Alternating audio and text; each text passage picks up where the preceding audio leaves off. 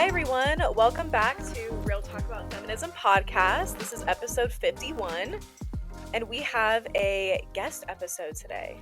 Yeah, I feel like it's been a little bit since we had a guest on. Yeah. So this is really exciting. In this episode, you guys will be hearing our conversation with the hosts of the Joy and the Journey podcast, Makayla and Sydney. We had a really great conversation with them. We touched on a few different topics, and we're really excited for you guys to hear it. Yeah, we talked about a really great article, which is linked in the show notes. So definitely check out that article. It was really good. There's a lot of good quotes. Yeah. Good bits to grab from there. So yeah, definitely go check that out. Before we get into the conversation, how's everything going for you? Fine.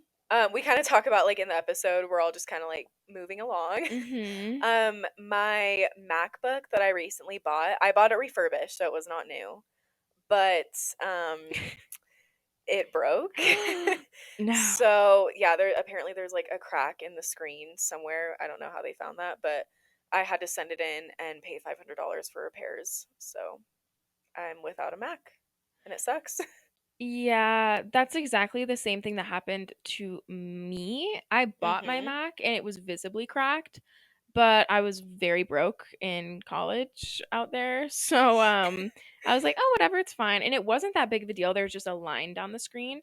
But then after a while, editing and stuff. Well, if you guys follow our Instagram, then you saw Ken's making fun of me about my cracked Because screen. you didn't think it was a big deal, but it was such an eyesore. It was an literally eyesore. distorted the whole color and picture in that one crack.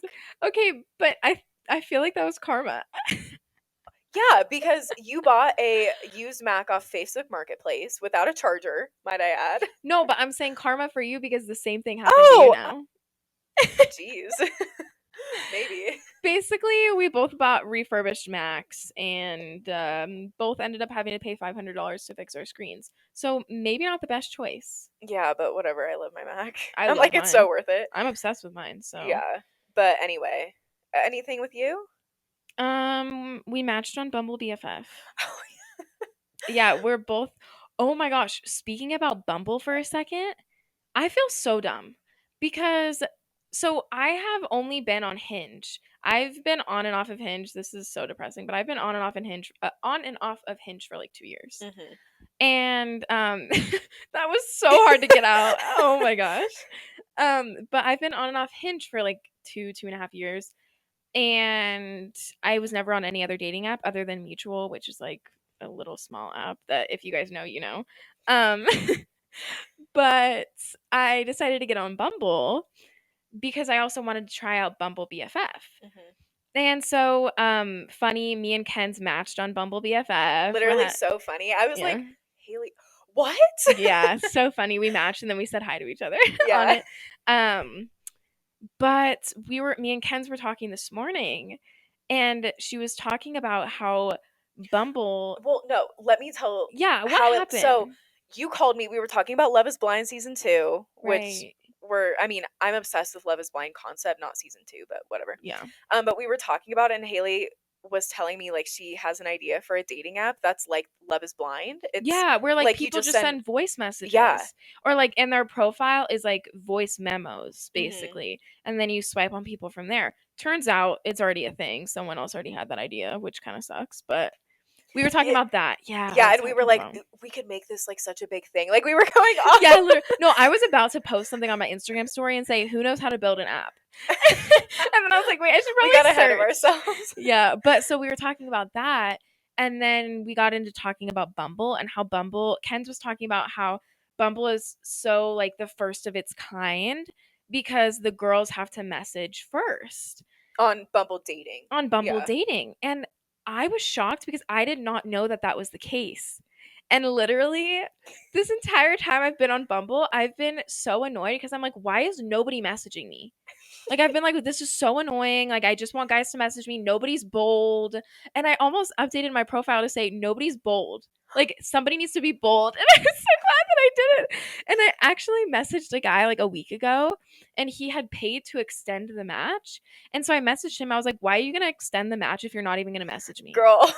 And So I'm embarrassing. so embarrassed now. I didn't know that. I know. I was like, I literally am not even on Bumble dating, and I know that.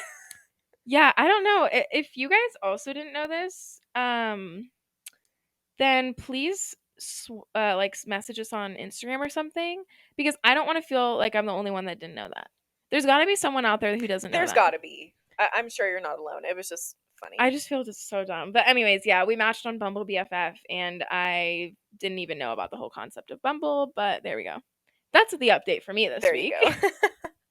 Well, with that being said, all of our little life updates, we're going to get into the conversation with Mac and Sid, and we're so excited to have you guys listen. Let's get into it.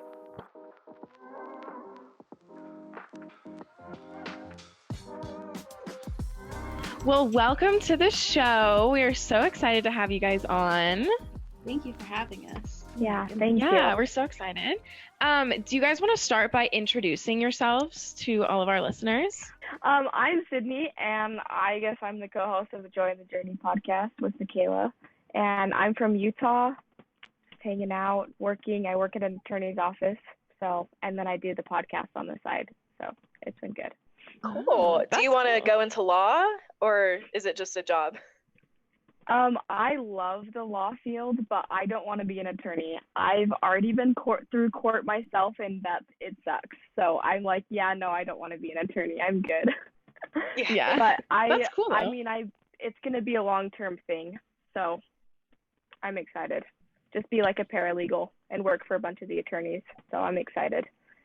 Yeah, that's really cool. Awesome. So cool. Yeah. Makayla, do you want to introduce yourself? I will. I'm Makayla. I am the co-host for Joy and the Journey. I am originally from California, but I am up here at BYUI studying communications with a minor in marketing. So I love your guys' podcast, by the way. We listened to it, and it's so good. Thank you. What made you guys want to start Joy and the Journey? So, fun fact, Sydney and I have known each other our entire lives. Actually, I think even our moms and I think Sydney's dad have known each other for our entire lives. Her family and my family are from the same state. Her grandpa was my bishop. Like growing up as a kid, he was my first bishop that I had. And so we met through that. And then we reconnected through social media when we both were out of high school and started talking about how we wanted to do something for the greater good and how we felt like we were being called to do something that we didn't really know what it was. And after a 3-hour conversation, we both were like, I want to do a podcast. And that's literally how this whole thing started. And we had a name within a week after us talking. It was just crazy because it all just happened and it fell perfectly into place. So that's kind of like the rundown of it. Yeah, it was really interesting because I put my story out there and I didn't know who was gonna reach out to me. I didn't know what was gonna happen. And then she texted me and she was like, I'm so sorry. We ended up talking on the phone for 3 hours or something. It was some crazy amount of time, and then we talked ever since. So it's been really good. It's been a blessing for both of us. That's really cool to be able to reconnect through social media. I don't know how long you guys weren't talking, but it's really cool to just be able to fall back into each other's lives. And I guess we still would talk, but it was we would slide up on each other's stories and just be like, that's cool or it's so cute. I don't know. It was just it was small talk. So it wasn't we lost contact, but we never really I don't think we ever had a full conversation. It was super simple. So yeah. No, we had never talked. She had gone to girls' camp with me one year for our church, but we had never had a full-on sit-down conversation. It's how are you doing? We knew the basics about each other, but we never had a formal conversation before. And I think ever since we've known each other. Yeah. So, Yeah, I love that because a lot of times we talk about the negatives about social media, but it's a really great way to connect with people. So that's really cool that you guys got a really strong friendship out of it. Yeah. What is your guys' favorite topic that you've discussed on your show so far? Ooh, I think the most interesting one that we've talked about is like the Ukrainian stuff going on right now. That's like our most recent one. I mean, I like all of our episodes that we've come out with, but I think that's like a hot topic right now. And just like how to stay positive. That's like our whole topic was for that one. So I don't know. What about you, Makayla? I was going to say, I think our whole topic in general is something we always come back to with our podcast is how to find joy in the journey. Kind of a play on words there. But like, yes, life sucks and you're going to fall flat on your face, but there's always that little pocket of happiness that you can find. I like that, especially with the Ukraine and Russia situation. Like, I just can't even watch the news anymore because I just like watch it and feel sad. Like, I feel so helpless. I can't do anything. And like, I feel bad that I don't have to go through any of that. Like, I have such privilege living here. And it's just really easy to like get depressed about the world situation. So I really like how you guys in all your episodes, you have found a way to weave that theme in because it applies to everything. Absolutely. That's what I was thinking too. Like the entire episode that we filmed, I was just like, I can't look on the news. I get so frustrated. The thing that I kept on saying the entire episode was like, why would someone do this? Like, this doesn't make any sense to me, like at all. But just being able, I agree with you, Mackenzie. Like, I feel like so helpless that I can't do anything about the situation. But, that's where it's just trying to, do the best that we can here and do the most that we can, and then just hope and pray for the best outcome for everyone.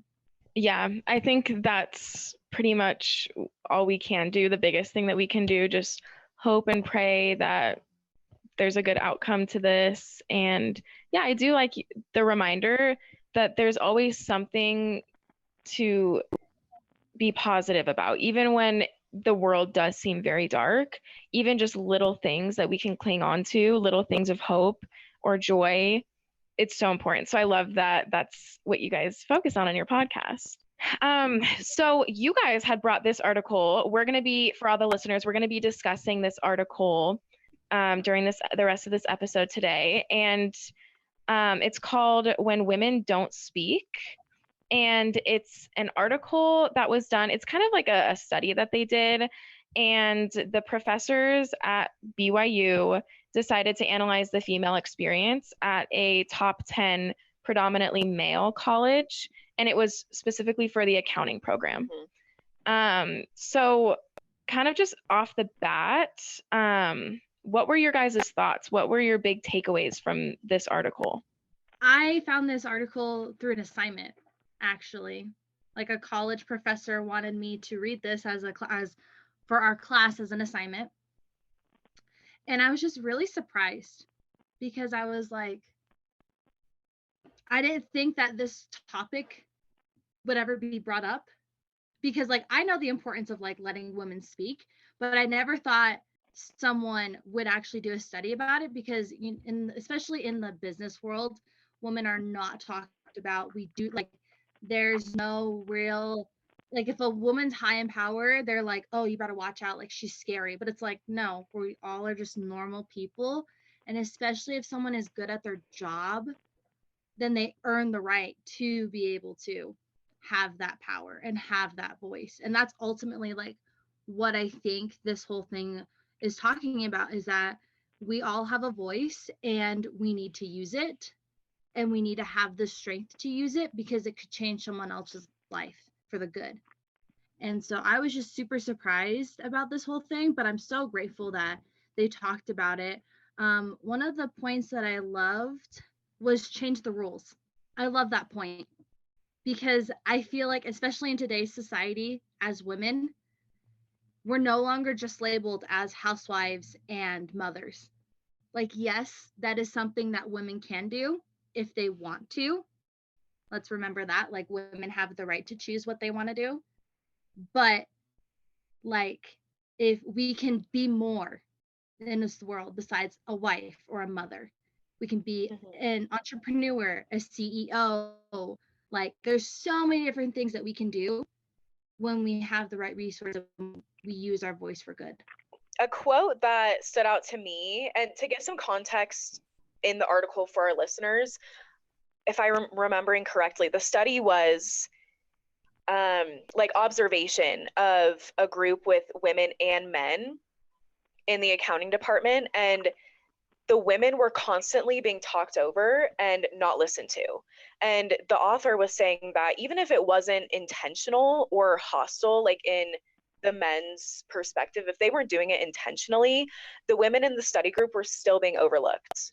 And a quote that the author said was, "For women, having a seat at the table does not mean having a voice."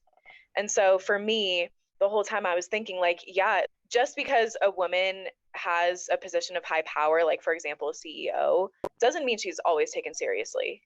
And so I think it's important to remember, like, the stigma needs to change, and women should be able to just use their voice and not have any backlash, or like not taken seriously, if that makes sense.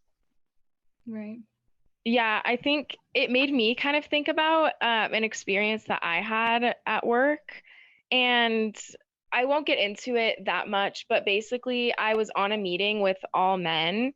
And obviously, I'm young. And I think because I work remote, so it's all over the phone, basically. So I sound young. And I just don't think a lot of people take me seriously.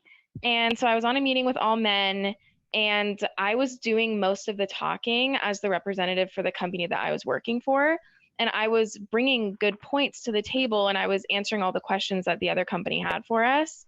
And then they sent us a follow-up email, and the guy who sent the follow-up email just said, "Thank you so much," and then named my boss for a meeting with me today and didn't say anything about me. And I was so frustrated because I was like, I was the one that was actually talking. And even though my boss was on the meeting with me, he really didn't say anything until the very end. And I was leading it. But then this other guy is not even going to address me at all in the email. And it made me so upset because I was like, you know what? Like, even though I was out there and I was putting in the work, I still wasn't getting recognized. And so just because I think it relates to that quote, It I does. had a seat at the table and I was on the meeting, I was talking, I was doing my part, but I didn't have a voice because obviously they weren't listening to me. Well, we're taught like in the job force or like the workforce that like men are to work and women are to stay home. And so when we do work, everybody's like surprised that we're there, and then when we bring good points to the table, everyone's surprised because mostly, it's mostly men that work. Mm-hmm. Mm-hmm. Yeah, that's a really great point. Yeah, and I think that what both of you guys are saying relates. Like, Makayla, you said that just like we do have our freedom of choice. So if a woman wants to stay at home and be a mother, then that's totally fine. And that doesn't mean that she's less of a woman or less of a feminist at all. But you're right, Sydney, like it's so ingrained in society that men are the providers and women are the caretakers. And to an extent, like biologically, we are made up of different things. And so there's some truth to it. But our generation has done such a good job at making sure that you can be whoever you want, no matter what gender you are. And that's totally fine. And so I think you're right. Like it's something that people still almost like are confused about. Like if you are a woman in business or in the workforce and you're speaking up and you're holding your own, but it's not something that's shocking because men and women can do the same things. Yeah. Right. Yeah, another quote from the article to back that up was, "Rather than outright misogyny, the author says it's usually cultural norms and gendered messages that subtly and profoundly shape the rules of engagement." So like even though it is becoming more common in the world for most women to work instead of be stay-at-home mothers, that part of society is always going to be with us. Like even as women, like that's just what we've grown up with. And so sometimes it like unintentionally we accept that for ourselves. Like I think about, sometimes, back in the day, it was such a bad thing for women to go to work. It's like, well, the husband's not doing the best that he can. But I look at my family where my dad was working and still is like working his butt off to provide for us, but it's also where you live. If even though like the father or the provider of the family is doing the best that they can, sometimes just because of circumstances, the woman has to go back to work and has to provide, you know. And my mom had to start going back to work after my little brother was born, and that's okay because she still is an amazing mother, and she still is very supportive of all of us, and she tries to go to every single sporting event that she can and still support our like us as kids the best that she can, but she has to go to work, and that's okay. I think that's another thing that needs to be like get rid of, is just the stigma behind like both parents working. Like, it is okay because ultimately both parents are working to provide a better life for their children. That is ultimately why, you know, both of my parents have gone to work, and other parents as well. It's because they're trying to do the best they can to give their children a life that they didn't have growing up and what they dreamed for. Like, is it ideal? Of course not. In an ideal world, nobody would have to work. We would all just be able to sit and relax, but that's not humanly possible. And so that's just something that it's, for me growing up, that's something that I looked at a lot and I appreciate. Yeah, I like that. And like nowadays, like with cost of living being so high and like pretty much anywhere you're going to live, like a lot of people have to have two incomes. And so I feel like even though like it is being more normalized, like I feel like a lot of stay-at-home moms, like maybe your mom felt like guilty going back to work because she didn't know if she'd still be able to be there for you guys like she has been. And so I feel like also just like getting rid of, or like not making moms feel guilty for like having to leave their kids. Right. Because that's something that a lot of people do nowadays too, is they guilt trip them for missing out on these certain things, when it's like, you know, in ideal world, a woman, if a woman were to become a mother, she would be able to be there for every single step that a child has.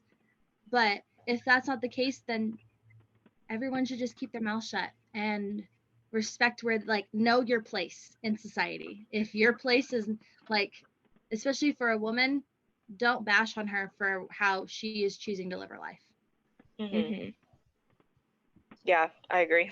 Yeah, that's so important. We talk about the episode that's going to be released right before this.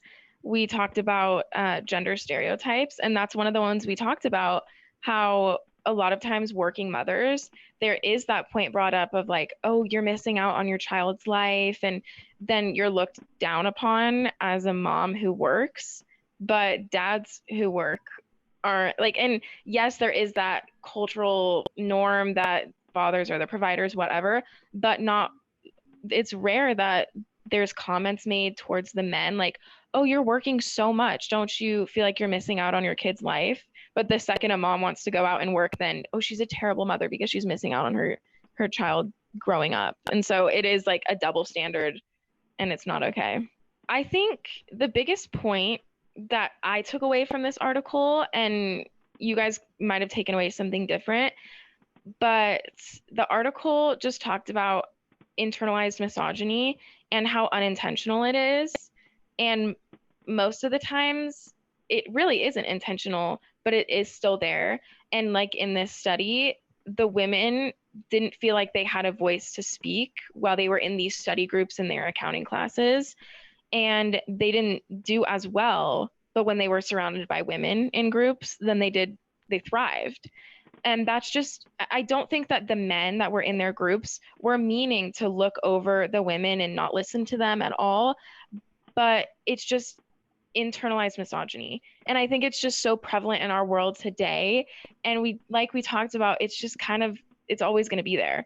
But when we talk about it and we have discussions like this, that's how we can recognize it, and that's how we can overcome it, because it really isn't unintentional a lot of times.